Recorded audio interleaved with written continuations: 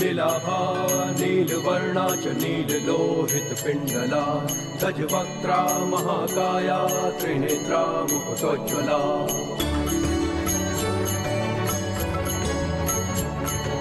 लंबोदरा स्थूलहलस्वा चतुर्भुज कृपायुधा मोदकं दशनमुपामे पशुं सूत्रं च दक्षिणे वडमाला शिरे तस्या वर्णहारावलम्बिनी आत्मपृष्ठसमारूढा सर्वाभरणमण्डिता विनायकी महादेवी गज जन्म परीक्षदा विनायकी महादेवी गज जन्म परीक्षदा